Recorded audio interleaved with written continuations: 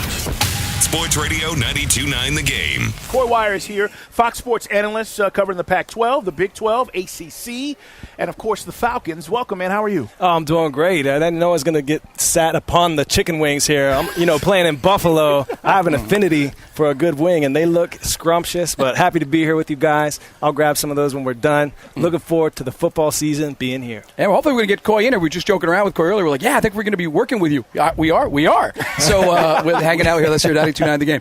First things first, start with the Falcons. And coming off a 4-12 season, a lot of meat up front, certainly on the defensive side. Where's the pass rush as a defensive player? Where's this pass rush going to come from on this team? Well, as we all know, Mike Nolan can get creative, but what I see is defensive linemen who have a little bit of thump in their trunk this year. I was just talking to the strength coach, AJ, in there, and he was here when I was with the Falcons, and he said when he first started testing these guys in a squat test, do 8 to 10 reps as many as they get, they were averaging about 315.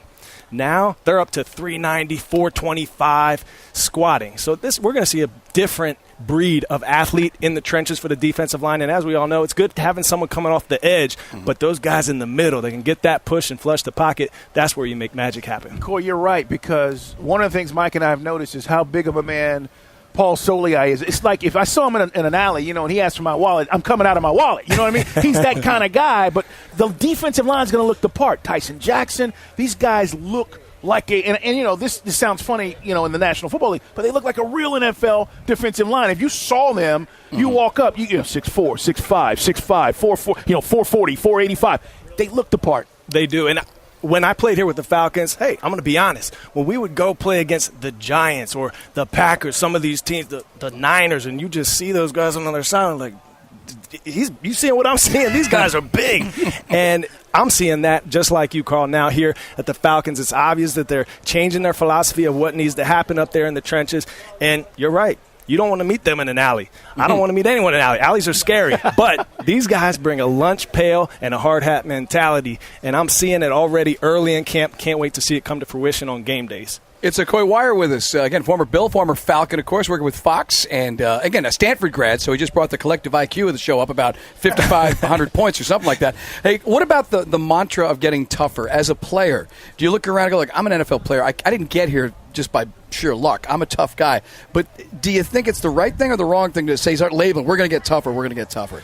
No, I think you have to, and I think sometimes a culture of complacency can develop. I used to love training with younger athletes, high school athletes, when I was a pro, because they have that hunger, that passion to succeed, to achieve their goals. And sometimes in the NFL that gets lost for whatever reason it may be. I call it a culture of complacency, and that's not happening anymore at Atlanta. You have guys like Coach Mike Tice coming in, Brian Cox coming in, who have this attitude and mind of a champion that they are instilling in these guys, which they already have. They maybe just need to remember that they had it all along, and I think we're just going to see a different mindset and mentality from this football team this year. Coy Wire here on Sports Radio 92.9 The Game. Dukes and Bell live at Flowery Branch. It's Falcons camp here on Sports Radio 92.9 The Game. The O-line, it always takes a little time for guys to mesh. First couple of days, Bell and I are saying to ourselves, it looks like the defense is winning. Some of these drills, 11 on 11, it looks like the defense is getting after it because they're reading and reacting. But offensively, what do you think of the new reconstructed offensive line? Because people are still having questions. They ask every day, what do you guys think? I love Matthews. He's going to, plug and play, instant guy to come in here at the 6th overall pick. But what about some of the other pieces? Well, I think, for years we missed Todd McClure. Todd McClure was a general out there on the field. He was the central nervous system of that offensive line. Yes, they had guys like Tyson Clabo and Harvey Dahl, who I think were good players. But it was a guy like Todd McClure who had that experience and who could bring you that peace of mind with his knowledge of the game. Now, last year we had a new guy in there. We had this guy, that guy, kind of plugging different players in. But Joe Hawley now stepping in a more predominant role, I think, this year. He's been here for a while. He's been in the NFL level for quite some time now. I think we're going to see him mature quite a bit this year, become a bit of a leader. I think we still have some good athletes on that team. A healthy Sam Baker is going to be great for us. So I'm really excited to see how this team develops in the offensive line this season. It's Coy Wire with us here. Again, you'll be covering the Falcons, talking with us, and, of course, plenty of college football, working for Fox with the Pac-12 and the Big 12. One last note on the Falcons, I guess, with our secondary. Still got some young guys, second-year players, Trufant and Alford. When you were a rookie, how much more of it, and for Warlow and Bartu, did it like, oh, I get it, second year? Because the first year, everyone talks about the speed of the game and how overwhelmed you are as a rookie.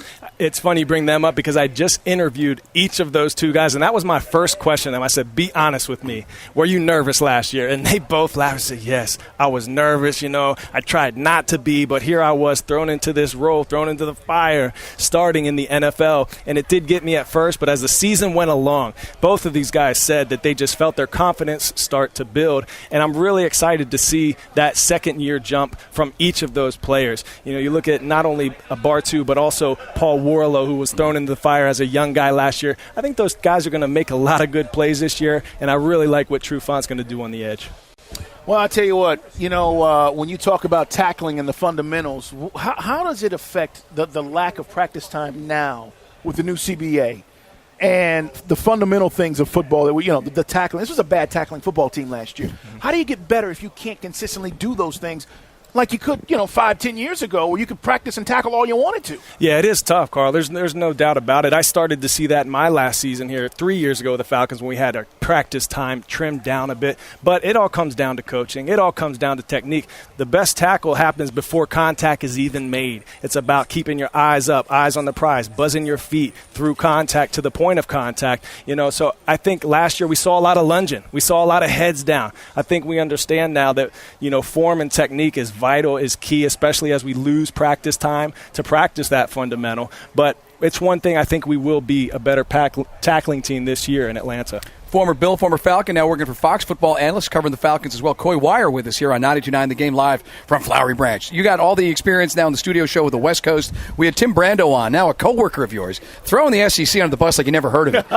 Do you believe in the Pac-12, not the Pac-12 hype, but the UCLA hype specifically, that they're going to be that good this year? I've seen them play several times now. I watched them play in person last season. This team's for real, not just because of their quarterback, Brett Hundley, who's a dynamic player. I think he's going to have a fantastic season.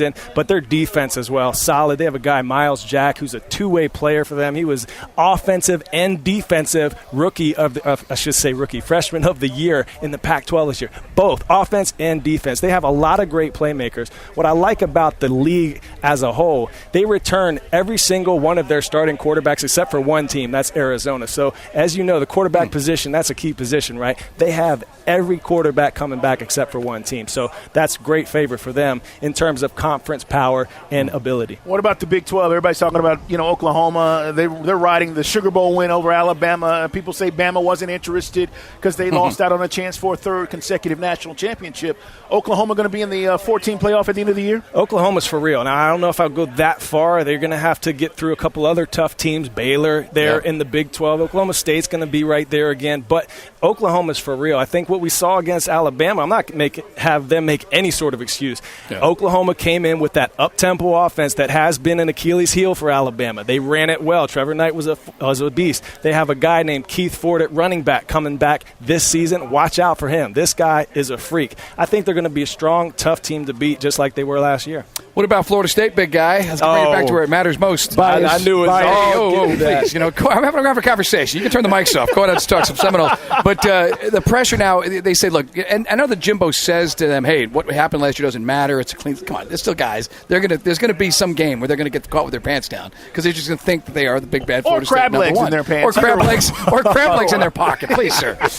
But do you buy them getting back into the at least into the Final Four? Oh, they're legit. Yes, they're for real. They're not going to skip a beat. If it's up to them, if they can stay mentally focused throughout the season, there's no doubt. Their talent is just too deep. You have a guy, Jimbo Fisher, who is so underrated as a recruiter and as an evaluator of talent. He's been stockpiling some mean, lean football playing machines there. They lost Jeremy Pruitt, but they brought up someone from within to operate that defense once again. And, guys, they have Rashad Greenback, their leading receivers, coming back. Jameis Winston, the best player in all of college football, is coming back. Offensive line, going to be solid. They are going to be tough to beat. The only team that can beat them is themselves. Fox analyst Coy Wire with us real quick. Bring it back to Georgia. You've been here almost 10 years now. Why does Georgia always come up this close? And do you buy them this year to get back in the SEC championship game? To me, it's going to be all about Jeremy Pruitt and what he can do on the defensive side of the ball. Can he elevate them to SEC-level play on the defensive side of the ball? We know all the offensive weapons that are there. Hudson Mason's first year, but he's going to have a great supporting cast around him. The defense is where it's going to have to happen. The issue there is they were young last year. They're young again. They've had, so as you've talked ad nauseum about the dismissals from the program, but the mindset and mentality that Jeremy Pruitt is bringing, he's a no-nonsense type of guy. He will not accept complacency. He will not accept self-entitlement. He's coming. He's helped to clean house a bit. Might be tough in the first season, although they will be better on defense than they were last year. Give him a few years. That defense is going to be nasty. Yeah, Coy, thanks, man. I just got a text from my wife. She said, the guy you have on sounds great. I looked him up. I'm going to be watching him do his thing on Fox Sports. Thanks, Coy. I appreciate that, man. Love it. I'm going to go eat some chicken wings now. I'm like, not only does he come and wreck it on the set, my wife will be trying to find you at home now. Well, they took us to this the Make-A-Wish Foundation event at the St. Regis a couple years ago, and I just started shaving my head, so I look like a fat mini-me version of Coy sitting next to him. It was a lot of fun. But, hey, obviously we'll be watching and certainly doing a great job, and it's good to get the West Coast perspective, which I got to be honest, we're kind of prejudiced towards the SEC down here. A little bit. I love it, too. This is football country, and I'm happy to be part of it. Well, man, we look forward to having you on. We're going to be doing some stuff with you guys, especially you and a couple other guys. Algie Crumpler is going to be joining us. Crump. Yes, sir. On a weekly basis. We'll talk some NFL. We'll talk some college football. So we look forward to that, man. Thanks again. Thanks, Carl. Thanks for having me. Big Absolutely. Mike, as always, awesome Boing. to see you, man. Coy Wire. Check him out. Fox Sports Analyst. Sports Radio 92.9 The Game. Get in the game on Twitter at 929 The Game. On Facebook /929 The Game. On YouTube /929 The Game. On your phone, the free Audio Roadshow app.